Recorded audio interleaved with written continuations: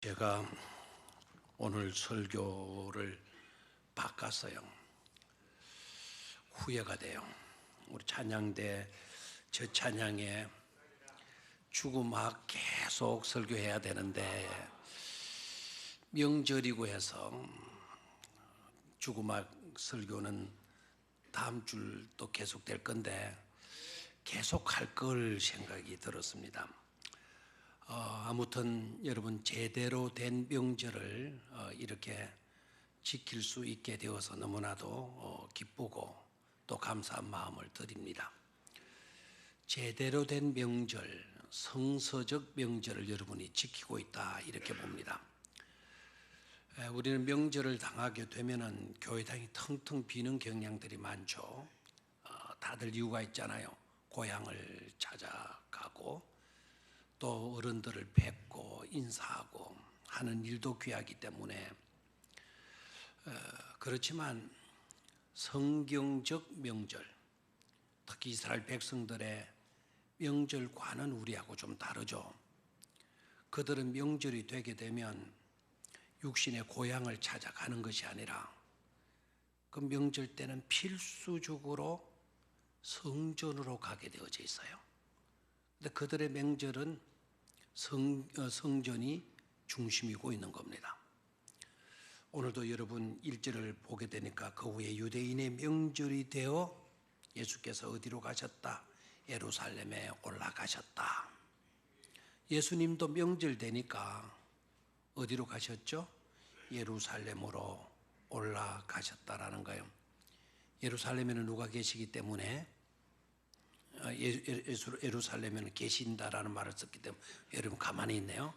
예루살렘에는 뭐가 있기 때문에 성전이 있고 성전 가운데 누가 계시기 때문에 하나님이 계시기 때문에 그래서 그들은 명절이 되면 필수적으로 반드시 어디로 간다? 성전이 있는 예루살렘으로 올라간다. 그래서 저도 명절이 되면 꼭 이 본문 말씀으로 설교하고 싶어요. 우리에게 명절에 대한 바른 본을 예수님께서 분명히 보여주고 있는 그런 말씀이기 때문에 이 본문으로 설교하고 싶은 그런 강한 소원이 있는 거예요. 그래서 이 본문을 선택해서 말씀을 드리려고 합니다. 어느 우리 한국의 유명한 신학자가 삶에 대한 명쾌한 정의를 하셨어요. 삶이란 뭐냐? 인생이란 뭐냐? 인생이 어떤 삶을 살아야 되나 하는 것에 대해서 아주 명쾌하게 말씀을 해 주었는데 그분의 대답을 보게 되면 삶이란 뭐냐? 사람이다, 사람. 살아가는 거다. 살아야 할 삶을 사는 것이다. 두 번째 삶이란 뭐냐? 사름이다. 불태워서 사르는 사름이다. 즉 우리의 육신을 불태우서라도 살아야 할 삶을 정열적으로 사는 것이 참된 삶이다라는 거예요. 그리고 이분의 세 번째 삶에 대한 정의는 뭔가 하니까 살아야 할 삶을 살고 또 불태워야 할 것에 삶을 불태우게 되어지면 그 결과로 다른 사람들의 생명을 살려내게 되는 것이다. 그래서 살림이 아니고 살림이 되어지는 거다. 그래서 삶이란 뭐냐? 사름이고 사듬이고 살림이다. 발음이 비슷비슷해가지고 화면에 좀 띄워주면 좋겠는데 이런 주보 안에 그 세 가지 단어들을 기록해 두었으니까 참조해 주시면 좋겠습니다. 자, 삶이란 것이 바로 그런 것이라고 하면 그런 삶을 산 사람들이 과연 있을까? 살아야 할 삶을 살고 불태워야 할 것에 자신의 몸을 불태우고 산 사람, 그래서 수많은 사람들의 생명을 해치는 것이 아니라, 죽이는 것이 아니라 살리는 그와 같은 삶을 산 사람들이 과연 있을까? 있다면 누구일까? 생각해 보니까 그런 삶을 산 사람들 몇 사람들이 떠오르더라고요. 그래서 없는 것은 아니구나. 하지만 그분들이 다 완벽했을까? 온전한 그 삶을 과연 살았을까 하는 데에 대해서는 의구심이 생겨요. 그러나 일반 대다수의 사람들보다 정말 잘 산 사람들, 귀한 일에 젊음을 불태우고 했던 사람들, 그리고 수많은 사람들에게 유익을 안겨주고 행복을 안겨주고 기쁨을 안겨준 그런 사람들이 분명히 있는 것은 사실입니다. 그러나 그럼에도 불구하고 진짜 살아야 할 삶을, 진짜 불태우는 삶을, 진짜 사람을 살리는 삶을 온전하게 완전하게 산 사람이 과연 있을까 생각해 보니까 꼭 한 분 계시더라고요. 그분이 곧 누구이시겠어요? 바로 33년 이 땅에 육신을 입으시고 오셔서 꼭 33년밖에 살지를 못하셨지만 예수 그리스도가 살아야 할 삶을 사셨고 불태우는 삶을 사셨고 수많은 생명을 사신 완벽하신 분, 온전하신 분, 완전하신 분이시더라고요. 그런 삶을 우리는 배워가야 될 줄로 믿습니다. 그리고 그런 삶을 산 사람은 신바람 나는 멋진 삶을 산 사람이 아닐 수가 없는 줄로 믿습니다. 신바람 나는 멋진 삶을 산 사람, 얼마나 귀해요. 여러분, 신바람 하게 되면 어떤 느낌이 들어요? 신바람이 뭔 것 같아요? 정말 신나는 일, 흥미롭고 흥이 돋구치고 즐겁고 재미나는 그런 삶, 그런 삶을 신바람 나는 삶이라고 말할 수 있겠죠. 이 신바람이라고 하는 이 말도 정말 좋은 말인 것 같아요. 저는 이 신바람을 이렇게 좀 정의해 보고 싶습니다. 신이 준 일을 할 때 일어나는 바람. 신이 준 일을, 하나님이 주신 일을 할 때 일어나는 바람. 그게 바로 뭐라고요? 신바람이다. 그런 생각이 들어요. 근데 이게 문자적인 워드 플레이어라 그러는데요. 이 문자적인 유의, 우리 한글의 유익함이 그렇게 있는 것 같아요. 아까 사는 것, 사름, 그 다음에 사름, 그 다음에 살림 이런 뜻이 있듯이요. 신바람 이것도요. 바람이라고 하는 이게 히브리어로는 루하흐예요. 루하흐. 하나님이 우리 코에 생기를 불어넣었다. 그게 루하흐의 바람이에요. 바람. 신약에서도 성령이 우리를 거듭나게 한다 그랬는데 그 성령이 바로 뭐냐면 푸뉴마예요. 그 푸뉴마라고 하는 단어가 우리 성경에는 성령으로 번역이 됐지만 푸뉴마라고 하는 헬라어의 단어의 뜻도 역시 바람이에요.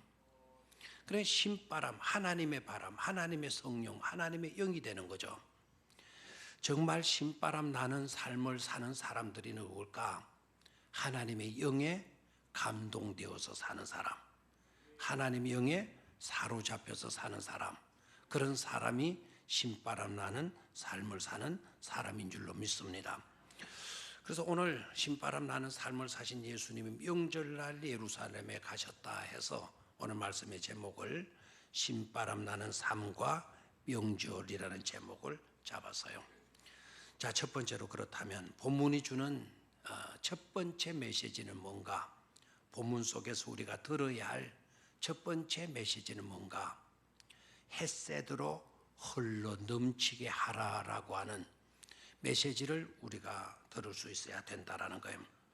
헷세드라고 하는 말은 헬라어로는 아가페라 그랬죠. 히브리어로는 구약에서는 헷세드, 신약에서는 아가페, 무한한 사랑, 조건 없는 사랑, 끝이 없는 사랑, 한을 정할 수 없는, 한계를 정할 수 없는 무궁한 사랑, 그 사랑을 가리켜서 구약에서는 헤세드, 신약에서는 우리가 많이 들어왔던 어떤 단어? 아가페.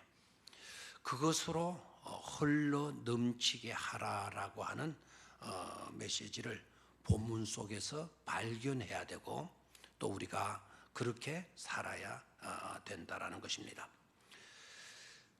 저는 이 본문의 말씀과 구약의 룻기서의 말씀이 너무나 닮아 있다. 동일한 메시지를 주고 있는 말씀이다. 라는 그런 깨달음과 감동을 받았어요. 여러분이 잘 아시는 룻기서 잘 아시죠? 룻기서 그 세부적인 내용을 자세히 아는 것도 중요하지만 룻기서의 전체적인 구성, 구조도 여러분들이 파악할 수 있어야 돼요. 그 산에 안에 뭐가 들어있나, 산 속에 세밀한 그 내용을 알고 있지만 그 속에는 옹달샘이 어디에 있고 어떤 나무가 자라고 어떤 식물이 자라고 하는 것도 아는 것도 중요하지만 그렇게 알고는 있지만 그 산이 어떻게 생겼어? 라고 물으면 글쎄 이러면 안 된다 이 말입니다. 그리고 그 산이 어떻게 생겼는지를 아는 것으로 또 안다고 말해서는 안 되잖아요. 그 산의 전체적인 모습이 그러하다면 그 산의 안에 내용도 파악을 해야 되잖아요. 룻기서도 마찬가지예요. 세부적인 내용들은 여러분이 잘 알고 있는 것 같아요. 근데 룻기서의 전체적인 구조는 놓치고 있는 것 같아요. 룻기서는 크게 두 가지 이야기, 두 개의 스토리로 구성되어져 있습니다. 첫 번째 스토리 이야기는 어떤 것인가? 고통과 아픔과 병듦과 눈물과 외로움의 이야기예요. 잘 살아보겠다고 흉년 피해서 좋은 곳으로 가봤더니 남편 죽고 두 아들들 장가 보내가지고 그래라도 안정을 추구해 봤더니 그것마저도 사람의 뜻대로 안 되고 두 아들들이 시름시름 병치레 하더니 요사이로 말하면 폐결핵, 간암 이런 것으로 시달리다가 결국 손자 하나 못 보고 덜컥 두 아들마저도 죽었다는 이야기. 얼마나 고통스러워요. 두 아들을 잃어버린, 남편을 잃어버리고 두 아들을 잃어버린 그 여인의 마음은 오죽했겠어요? 아픔과 병듦과 눈물의 쓰라린 이야기가 룻기서 속에 들어있어요. 그런데 그런 이야기만 있는 것이 아니고 그런 와중 속에서도 룻을 통한 끈질긴 사랑, 시어머니에 대한 끈질긴 사랑의 이야기가 펼쳐지고 그리고 뒤이어서 한없는 사랑, 조건 없는 사랑으로 그 불쌍한 사람을 돌보는 긍휼과 사랑의 보아스를 우리는 보게 되잖아요. 그러니까 끈질긴 하나님의 사랑을 나타내 보이는 룻, 예수 그리스도의 삶을 드러내 보여주는 보아스의 아름다운 이야기로 구성되어져 있죠. 자, 이 두 가지 내 이야기가 구성되어진 책이 룻기서다. 이렇게 또 끝나서는 안 되겠죠. 핵심 내용이 뭐냐? 핵심 내용이 뭐냐면 사랑과 긍휼의 이야기가 고통과 아픔과 상처와 눈물의 이야기를 덮어주는 이야기예요. 덮어주는 이야기. 그래서 불가능이 가능이 되고 절망이 희망이 되는 해피엔딩으로 끝나는 그런 내용으로 이루어져 있는 것이 룻기서이다라는 것입니다. 만약 이 이야기가 정반대로 전개되어졌다면 비극적인 이야기가 되고 말겠죠. 아름다운 사랑이 있고 긍휼히 여기는 그런 고운 마음, 그런 마음들로 시작되어지는 이야기가 있다가 고통과 병듦과 아픔과 눈물과 외로움과 슬픔의 이야기로 끝나버렸다 하게 되면 이것은 비극적인 이야기가 될 수밖에 없잖아요. 그래서 룻기서가 우리에게 큰 감동을 주는 것은 고통과 눈물과 아픔과 병들과 외로움과 슬픔의 이야기가 사랑의 이야기로, 긍휼의 이야기로 덮어지고 있기 때문에 누기서가 우리에게 큰 감동을 주고 있는 줄로 믿습니다. 오늘 본문의 내용도 여러분 유심히 들여다보기를 바라요. 오늘의 본문의 내용은 베데스다라고 하는 연못가에서 이루어진 이야기 아닙니까? 그 베데스다라고 하는 연못, 그 연못가에는 수많은 병든 자들이 모여 있는 거예요. 이런 병, 저런 병, 온갖 병 들린 사람들, 특히 불치의 병으로 판정받은 그런 환자들이 요행을 발해가지고 베데스다 연못가에 모여 있는 것 아닙니까? 그리고 그 내용 속으로 들어가서 보게 되니까 정말 치열한 경쟁이 일어나고 있고, 그리고 그 경쟁에서 소외되고 낙오된 사람의 이야기가 나오고 있고, 그리고 38년 동안 병들려 가지고 누워 있는 한 환자의 답답함과 괴로움, 절망적인 상황의 모습을 우리는 본문 속에서 볼 수가 있죠. 그런데 그런 현장에 그런 답답하고 절망적인 그런 지긋지긋할 수밖에 없는 그런 이야기가 펼쳐지는 그 가운데 하나의 이야기가 또 시작이 되어지죠. 명절날, 그것도 명절날 우리 예수님께서 그곳을 방문하시게 되어지잖아요. 우리 주님은 명절 쉬시기 위해서 예루살렘으로 올라가셨다가 바로 어디로 가신 것입니까? 베데스다로 가신 것이죠. 예수님의 그 발걸음, 예수님의 그 다가가심의 내용은 사랑의 발걸음이었는 줄로 믿습니다. 긍휼의 발걸음이신 줄로 믿습니다. 능력으로 역사하는 능력의 발걸음이 되어진 줄 믿습니다. 그러니까 고통과 괴로움과 슬픔과 병듦의 이야기 플러스 하나의 사랑, 긍휼의 은총, 하나님의 능력의 이야기가 그 가운데서 펼쳐지는 이야기로 구성이 되어져 있는 거죠. 그런데 중요한 것은 그런 대조적인 내용으로만 펼쳐지는 것이 아니고 뒤의 이야기가 앞의 이야기를 하고 있다는 데 있어요. 덮어주고 있다는 데 있죠. 즉 헷세대의 사랑, 헷세대의 긍휼의 이야기가 고통과 아픔과 상처의 이야기를 덮어주는 이야기이기 때문에 이 이야기도 너무나도 아름다운 스토리가 되어지는 줄로 믿습니다. 결과 여러분 아시죠? 우리 주님이 그곳을 방문하시게 되어지자 그곳에 있던 답답함과 절망 가운데 살아가던 사람이, 괴로움의 주인공이었던 38년 된 병자가 고침을 받고 회복이 되고, 그래서 명절로 지킬 수 있게 되게 되고, 그리고 더 나아가서 더 중요한 것은 자기를 고쳐주신 분이 누구라는 것을 알게 되어 예수라는 것을 알게 되는 그런 은혜를 입는 말씀인 줄로 믿습니다. 즉 우리가 여기서 깨달아야 될 게 바로 뭡니까?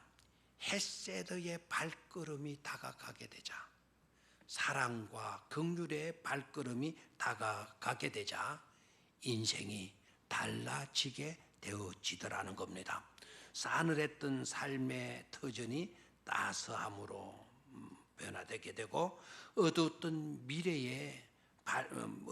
미래가 밝은 희망으로 넘치게 되어지더라는 것입니다. 이것이 우리가 들어야 할 뭐라고요? 메시지이다 이거예요. 그래서 이번 명절에는 여러분 꼭 이런 명절을 꿈꾸고 이런 명절이 되기 위해서 기도하시기를 바라요. 우리 주님의 헷세대의 발걸음, 긍휼하심과 사랑하심의 발걸음이 내게로 다가오는 명절이 되게 하라 이 말입니다. 여러분의 가정 속으로, 여러분의 고향, 일가, 친척, 부모님들에게로 헷세대의 발걸음, 사랑과 긍휼의 예수님의 발걸음이 다가가는 그런 명절이 되어지도록 기도해야 될 줄로 믿습니다. 뿐만 아니라 내게로도 다가오는 그런 명절로 올 2018년도의 명절로 삼으실 수 있게 되기를 주의 이름으로 축원합니다. 그 사랑이 여러분들을 통해서도 전달되고 여러분들을 통해서도 그런 역사가 나타나는 그런 축복이 함께할 수 있기를 축원합니다. 두 번째로 본문이 주는 두 번째 메시지, 본문 속에서 우리가 들어야 할 두 번째 메시지는 끓이에 신중하라라는 거예요. 끓이에 신중하라. 이 끓이라는 말, 그냥 끓이만 이야기하면 여러분 자칫만 헷갈릴 수도 있으니까요. 그 전심때가 되어 왔어요. 그럼 전심에 밥을 먹어야 되는데 전심거리를 뭘로 하지? 간식거리를 뭘로 하지? 우리가 이렇게 생각하잖아요. 그와 같은 이 끓이를 소홀히 해서는 안 된다. 끓이에 있어서 신중할 수 있어야 된다라는 메시지를 들을 수 있어야 된다는 겁니다. 오늘 본문 속에 들어가서 보니까 베데스다, 자비의 집이잖아요. 자비의 집에 자비를 구하러 온 수많은 병자들이 모여 있었다 그랬어요. 그런데 정작 자비의 집에 뭐는 없는 것을 보게 돼요? 이게 아이러니죠. 자비의 집에 뭐는 없더라. 자비는 없는 것을 보게 돼요. 사랑의 집에 사랑이 없다. 온유의 집에 온유가 없다. 평강의 집에 평강이 없다. 이게 아이러니잖아요. 기쁨의 교회도 있어요. 기쁨의 교회 안에 분쟁이 있어요. 이거 이상하잖아요. 기쁨의 교회 안에 뭐가 있어야 되는데, 기쁨이 있어야 되는데 오히려 기쁨이 없는 그런 현장이 오늘 베데스다의 현장이고 있다라는 점이죠. 그런데 여러분 아셔야 할 것은 이곳에 병든 사람, 육신에 병든 사람만 모여 있었던 것이 아니죠. 그들의 육신의 장애, 이건 아무것도 아니죠. 육신의 장애 정도는. 그 육신의 장애로 인한 정신적인 질환자들이 이 속에 많이 있는 것을 보게 돼요. 원망하고 있잖아요. 불평하고 있잖아요. 비난하고 있잖아요. 비판하고 있잖아요. 자기만 날라고 나부터 살려고 이기적인 그와 같은 것만 나무에 있잖아요. 베데스다의 모습이에요. 정신까지도 병들어 있는 배려와 간용과 이해와 용서와 사랑, 이런 것들은 전혀 보이지 않습니다. 위기의 질서라는 것도 아예 없는 그런 현장이고 있는 것을 보게 되죠.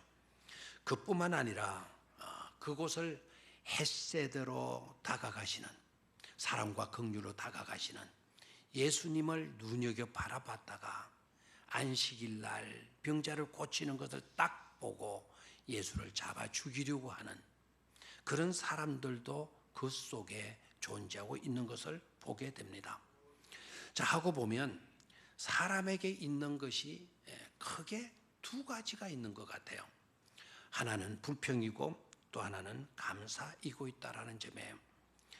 자, 불평하는 사람에게는 불평을 잘하는 사람은 특징적으로 여러분 아시죠? 언제라도 불평하고 어디서라도 불평하고 언제라도 어디에서도 불평하게 되는 것은 언제 어디서이든지 간에 불평거리를 찾아내는 탁월한 지식을 갖고 있다라는 점이에요. 이렇게 되면 웃어주든지 좀 끄떡이 주든지 해야 되는데, 근데 불평이 많은 사람은 언제나 불평할 시간이 있다라는 거예요. 불평할 시간이 언제나 많이 있다라는 거고, 어디에서나 불평할 거리를 가지고 다닌다라는 거예요. 뭘 봐도 좋은 점이 훨씬 많이 있어도 그 좋은 점을 보지 못하고 그 속에 있는 티를 보는 거예요. 흠을 보는 거예요. 그것들을 찾아내는 지혜가 특출하기 때문에 그렇게 하는 거예요. 이런 사람들은 천국에 갖다 놓아도 먹거리를 찾아낸다. 불평거리를 찾아낸다라는 거예요. 거기 가서는 왜 그러냐? 아씨 너무 편해서 진짜 미치겠어. 이렇게 또 불평한다니까요. 반대로 감사하는 사람은 어떨까? 감사하는 사람도 있는 것이 있어요. 뭐가 있느냐? 이 사람은 감사하는 사람, 감사를 잘하는 사람들을 보면 언제나 감사해요. 뭐 어떤 시간에서도 감사해요. 어떤 형편과 처지에 있어도 감사해요. 이분에게 있는 시간은 감사하기 위한 시간으로 있는 것이죠. 또 이런 분들은요, 어디서나 감사거리를 가지고 다녀요. 그래서 이곳에 가도 감사, 저곳에 가서 감사. 아까 불평하는 사람이 천국에 가서도 불평거리를 찾아내고 불평한다고 그러면, 감사 잘하는 사람은 지옥에 갖다 놔도 무슨 거리를 찾고 감사거리를 찾고 감사하는 삶을 산다라는 거예요. 자, 이런 사람들의 특징도 뭐냐면은 어디선지 감사거리를 찾아내는 탁월한 지혜를 갖고 있는 거예요. 지혜를. 그렇다면 저와 여러분들은 어떤가라고 하는 질문을 던져봐야 되겠죠. 언제나 불평할 시간은 넘쳐나고 있고 불평할 요소들을 찾아나는 일에 탁월하고 있고, 그래서 어디서나 누구를 만나든지 불평거리가 있는 그런 나이고 있지는 않는지, 우리이고 있지는 않는지 우리 자신들을 한번 성찰해 볼 수 있어야 되겠어요. 아니면 감사할 시간으로 충만하고 감사할 요소들을 찾아내는데 지혜롭고 감사거리가 있는, 어디에서나 감사거리가 있는 그런 삶을 사는데 탁월하고 있는가? 저는 여러분들이 다 후자가 되어질 수 있게 되기를 주의 이름으로 축원합니다. 자, 오늘 두 번째 우리가 들어야 될 메시지 바로 뭐라 그랬어요? 거리를 신중히 여겨라. 거리에 신경을 써라. 불평거리를 찾지 말고 뭐하라?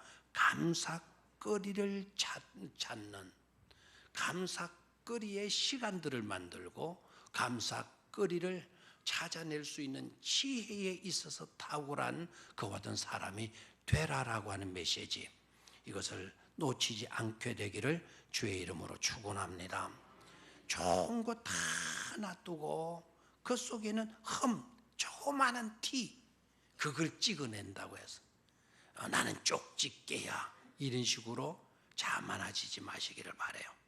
오히려 흠이 99% 있다 하더라도 1% 좋은 점이 발견되면, 이야, 그거 봤지? 진짜 기똥차제, 너무너무 훌륭하제, 이렇게 말할 수 있는 저와 여러분들이 꼭 되실 수 있어야 될 줄로 믿습니다. 자, 세 번째 본문이 주는 메시지, 바닥을 쳐도 희망을 가져라라는 겁니다. 자, 한번 따라 하시기를 바라요. 바닥을 쳐도 희망을 가져라. 전혀 맞지 않는 말씀 같죠. 바닥을 쳤는데, 밑바닥 인생이 되어져 버렸는데 무슨 희망이 있단 말이냐? 나는 이미 바닥을 친 사람이야. 내 인생은 끝장난 사람이야. 이렇게 생각하고 삶을 회의적으로 포기하면서 절망적으로 살지 말고, 그런 가운데서도 뭘 가져라? 희망을 가져라. 성경이 우리에게 주는 메시지예요. 구약에서도 그런 메시지, 그런 내용을 우리가 접할 수가 있고, 신약에서도 우리는 그런 내용을 접할 수가 있어요. 신약에서 오늘 이 본문 말씀이 우리에게 교훈하는 것도 바닥을 쳐도 뭐를 가져라? 희망을 가져라는 메시지를 주고 있고요. 구약에서도 사르밧 가부가 떠오르더라고요. 사르밧 가부 이야기. 바닥을 쳐도 뭐를 가질 수 있다? 희망을 가질 수가 있다 라는 메시지를 사르밧 가부가 우리에게 주고 있더라고요. 사르밧 가부는, 사르밧은 사람 이름이 아닙니다. 사르밧은 동네 이름이에요. 사르밧이라고 하는 동네에 살고 있는 가부 이야기 잘 알죠? 아합과 이세벨이 우상 숭배로 인해서 하나님이 그 땅을 심판하잖아요. 엘리야를 보내가지고 3년 6개월 동안 가뭄을 지속시키잖아요. 안 그래도 이 가부는 가난한 데다가 지도자들이 잘못된 일로 하나님 심판하시니까 백성들도 어려움에 빠지게 되어지는 거죠. 그래서 이 가부가 외아들을 데리고 살고 있었는데 이제 모든 것이 다 떨어졌어요. 가루통에 가루도 바닥이 났고 기름병에 기름도 바닥이 났어요. 딱 한 번에 떡을 구워서 먹으면 그만해요. 그래서 이 가부가 나아가서 마른 막대기들 주워가지고 남아있는 그 바닥에 깔려있는 그걸 훔쳐서 그걸 뭐라 그러나요? 그걸 이렇게 모아가지고 그리고는 마지막 남아있는 긁어가지고 마지막 남아있는 그 기름으로 떡을 구워서 먹고 죽으려고 했죠. 그때 하나님이 엘리야를 그곳으로 보내고 그리고 그 가부를 만나게 하고 그 가부들은 무정한 말을 해요. 나에게 떡을 만들어서 가져오너라. 그러니까 가부가 사정 이야기를 해요. 우리 집에는 바닥 났다. 가루통도 바닥, 기름병도 바닥. 한 줌의 가루밖에 남지를 않았다. 그러면은 아이고 안 됐다. 이렇게 불쌍히 어쩌나. 이렇게 하면 해야 될 것 같은데 그거 가지고 떡을 만들어 가지고 4개로 가져오라 그래. 너희들이 먹어라. 이게 아니라 4개로 가져오라. 얼마나 얄미워. 그런데도 불구하고 사라밧 가부가 그렇게 했죠. 그랬더니 놀라운 일이 일어나잖아요. 바닥난 가루통에 이제 마지막 긁어냈으니까 하나도 없을 가루통에 이튿날 아침에 가루통 열어보니 가루가 그만큼 마여있고 깔려있고 기름병에 바닥이 나버렸는데 바닥난 그 기름병에 그만큼의 뭐가 채워져 있고 기름이 채워져 있고 이러기를 언제까지? 가뭄이 끝날 때까지. 아멘입니까? 바닥난 인생이랄지라도 바닥이 쳐졌다 할지라도 뭐를 가질 수가 있다. 희망을 가질 수가 있다라는 거죠.